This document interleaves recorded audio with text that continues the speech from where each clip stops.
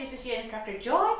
Ornaments. We're going to talk about ornament. This will be also partially answer to one of my subscribers. Thank you very much for bringing this one up. So I'll be using a Chopin Nocturne piece, Opus 9 number 2. So let me play a little.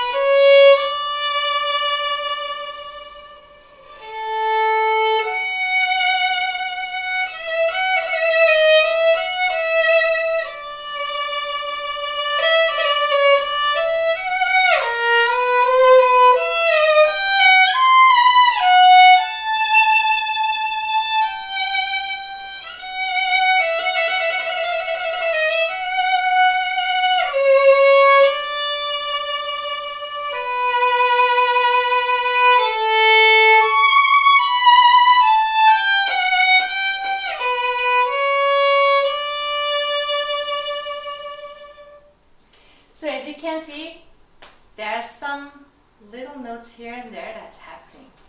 So those are part of ornaments. Ornaments are anything that's added to the main notes that makes music beautiful, a little more expressive.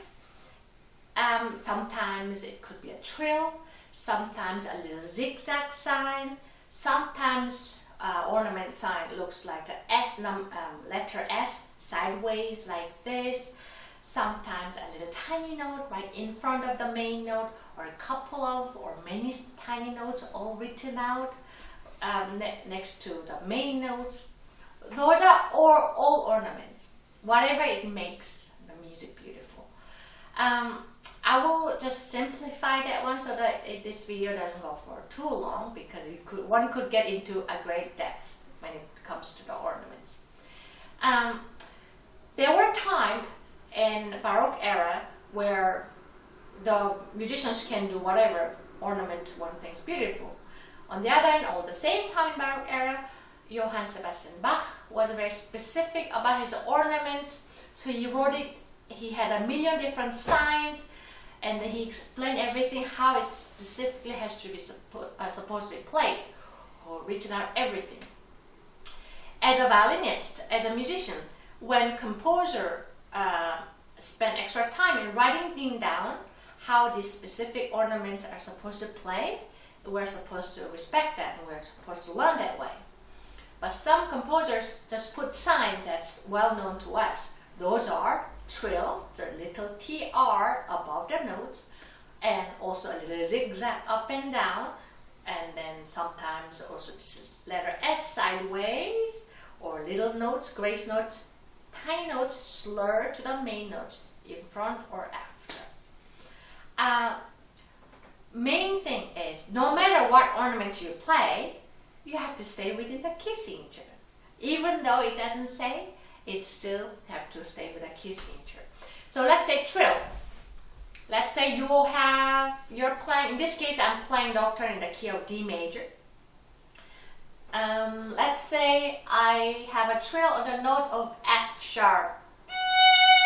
Then I would add a note above, in this case it's just G, and you leave your F note down, in this case the first finger, and then you move your second finger with elastic movement as long as a note requires. Let's say I have a trill above a quarter note F sharp, so you would do for one beat, one, and that's what the trill looks like. Now, also, let's say you have a different ornament that looks like a zigzagging up and down. And you say, if you have that zigzagging ornaments right above the F sharp, you don't do for all the time, but you just do one turn and then keep the rest of the note as long as the note requires. Let's say this was a quarter note, F sharp, a little zigzag ornament that would do like this, like that. Or you have this S letter sideways. That means you have to play the main note, one note above, the main note again, one note below, and the main note again. Remember, you still have to keep the key signature. Yeah, don't forget to keep that one. So let's say this ornament that looks like sideways S is on the F sharp. So you would do like this. Main note, note above, main note, note below, and main note. And a little faster. Yeah, like that. And then there's a grace note. That's the tiny note. That can be one, that could be multiple. If it can be slurred in front of the main note or slurred right after, right behind of the main note. So in case of the little grace note attached to the main note, it looks like this. In this case, this F sharp would be tiny grace note that's attached to the main G. So I use very little bow for the F sharp, which is the grace note. That way it stays nice and soft. And I do slur like this. Or there's another type of grace note that's behind of the main note. So like this. So in this case, the main note would be G, and then I have tiny two notes, often much smaller sizes in 16, A and G like this. So I use one bow. I use the most of bow for the main note. At the end, I do it like that. So now, in general, when you play any ornaments, or in this case, this type of specific with signs, make sure it does not get too overly slow or too loud. The problem with that is then the audience have hard time to distinguish what the main melody is. So remember, keep ornament at ornament, meaning a little softer than main note, and then those shouldn't overtake the length of the original note. Yeah? So let's say there is a little grace note. Now here I have a grace note here. Grace note attached to that one. Now, what happens if I overdo it? Meaning I took too long time to play the grace note or too loud. This is how it would sound.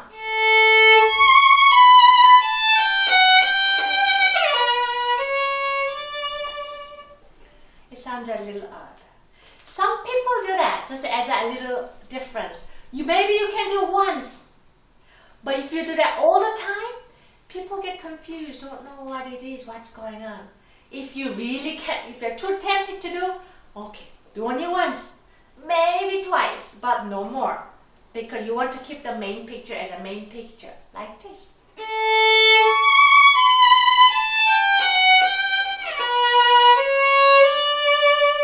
Yeah. So it can be a lot of fun.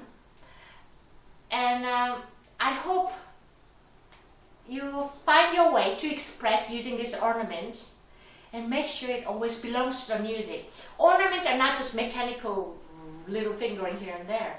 It's part of the music. So make sure that it belongs to the music. There's some part here.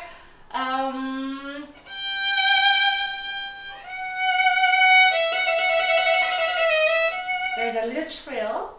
I'll play a little before that one so that you know what I'm talking about.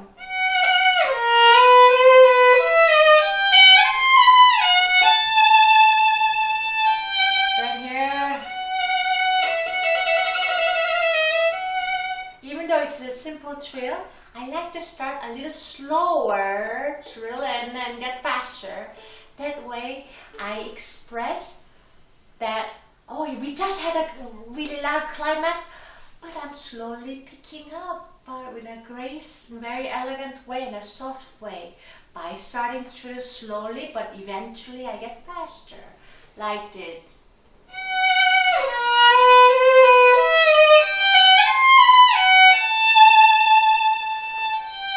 Now, second one.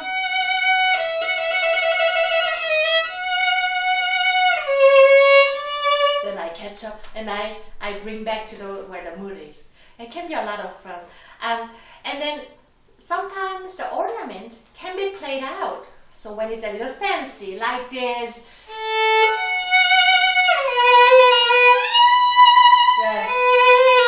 that's those S written down sideways.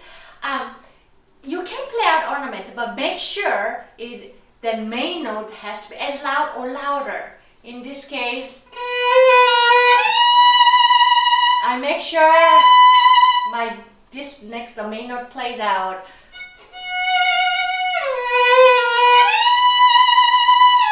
That way, the audience hear what the main melody is. Yeah. So this can be a lot of fun. I hope you're having a great fun developing and testing different things. Don't overdo it, and just see if you can find a way to express your emotion. Happy violin playing. Bye.